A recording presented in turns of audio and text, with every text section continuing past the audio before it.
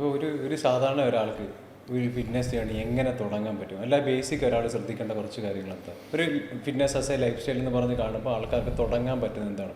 അല്ലെങ്കിൽ ഇത്രയും ചെറിയ കാര്യങ്ങൾ ചെയ്താൽ ഇപ്പോൾ പൊതുവേ നമ്മൾ ഇഷ്ടംപോലെ റീല് ഇപ്പം ജിമ്മിൽ പോകാൻ പറ്റാത്ത ഒരാളോ അതെ അങ്ങനെ അതെ അതെ അതെ അപ്പം അല്ല പൊതുവേ ഇപ്പം നമുക്കിപ്പോൾ കാണാൻ പറ്റുമല്ലോ, നമ്മൾ റീൽസ് സ്ക്രോൾ ചെയ്ത് പോകുമ്പോഴോ അല്ലെങ്കിൽ യൂട്യൂബിലോ അല്ലെങ്കിൽ എൻ്റെ തന്നെ പല വീഡിയോസിൽ ഞാൻ തന്നെ പറഞ്ഞിട്ടുണ്ട്, നടത്തം ഒരു എക്സസൈസ് അല്ല. പക്ഷെ ഒന്നും ചെയ്യാത്ത ആൾക്ക് എന്താ ചെയ്യാൻ പറ്റുക? നടത്തേ പറ്റുള്ളൂ. അപ്പം ഒന്നും ചെയ്യാത്ത ആൾക്കാരെ സംബന്ധിച്ചിടത്തോളം നടത്തം എന്ന് പറയുന്നത് അവരൊരു തുടക്കമാണ്. അവർ നടന്ന് തുടങ്ങി കഴിഞ്ഞാൽ പിന്നെ അവർക്ക് മറ്റു പലതും ചെയ്യാൻ പറ്റും.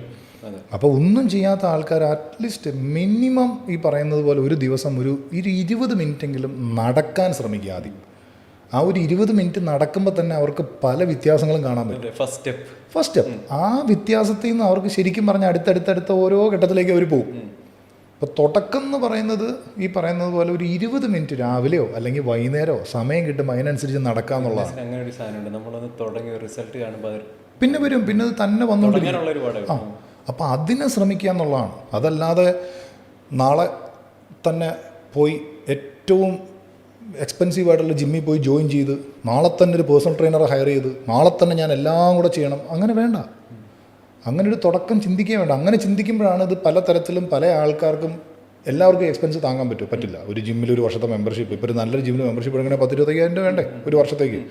മാത്രമല്ല ഒരു പേഴ്സണൽ ട്രെയിനർ ഹയർ ചെയ്യണമെങ്കിൽ ഒരു മാസത്തേക്ക് എത്ര വേണം? അപ്പോൾ എല്ലാവർക്കും അത് പറ്റില്ല. അപ്പോൾ തുടക്കക്കാർക്ക് ഇതൊന്നുമില്ല, ബേസായിട്ട് തുടങ്ങുന്നവർ പയ്യെ ഇത് തുടങ്ങട്ടെ. ഒരു 20 മിനിറ്റ് നടക്കാൻ ശ്രമിക്കാതെ. അതുപോലെ എത്രയോ ആൾക്കാരുണ്ട് ബാഡ്മിൻ്റൺ കളിക്കാൻ പോകുന്നവരുണ്ട്, അല്ലെങ്കിൽ ക്രിക്കറ്റ് കളിക്കാൻ പോകുന്നവരുണ്ട്, അല്ലെങ്കിൽ വോളിബോൾ കളിക്കാൻ പോകുന്നവരുണ്ട്. സ്വിമ്മിങ് ഏറ്റവും എന്താ പറയുക, ഒരു തട്ടും മുട്ടും കേടും വരാതെ ചെയ്യാൻ പറ്റുന്ന കാര്യമാണ് സ്വിമ്മിങ്. അങ്ങനെ പല കാര്യങ്ങളും ചെയ്യാൻ പറ്റും. യോഗ കുറച്ച് ഏജായുള്ള ആൾക്കാർക്ക് വീട്ടിലിരുന്ന് ഈസി ആയിട്ട് ചെയ്യാൻ പറ്റുന്ന കാര്യമാണ് യോഗ.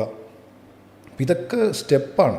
ഇതെല്ലാം തുടങ്ങി കഴിയുമ്പം ശരീരത്തിൽ മാറ്റങ്ങൾ വന്ന് തുടങ്ങുമ്പോൾ നമുക്ക് തന്നെ ഉള്ളിൽ തോന്നും, ഇത് ഞാൻ അടുത്തൊരു ലെവലിലേക്ക് കൊണ്ടുപോകണം. അപ്പം അതിനകത്തപ്പോൾ റെസിസ്റ്റൻസ് ട്രെയിനിങ് ആയി, ബാക്കിയുള്ള കാര്യങ്ങളായി, ഓരോരോ സ്റ്റെപ്പായിട്ട്. അപ്പോൾ റെസിസ്റ്റൻസ് ട്രെയിനിങ് സ്റ്റാർട്ട് ചെയ്യുമ്പോഴാണ് നമുക്ക് മനസ്സിലാവുന്നത്, ഇപ്പം ഞാൻ ഈ ചെയ്യുന്ന സാധനങ്ങളല്ല ചെയ്യേണ്ടത്. അപ്പോൾ ഇത് കൃത്യമായിട്ട് പഠിക്കണം. അപ്പം നമുക്കൊരു പേഴ്സണൽ ട്രെയിനറുടെ ഹെൽപ്പ് വേണം.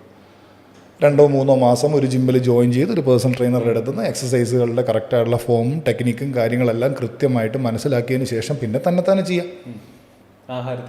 ആഹാരത്തിലും ഈ പറയുന്നത് പോലെ ചെറിയ മാറ്റങ്ങൾ കൊണ്ടുവരിക. ഒരിക്കലും ചെയ്യാൻ പാടില്ല.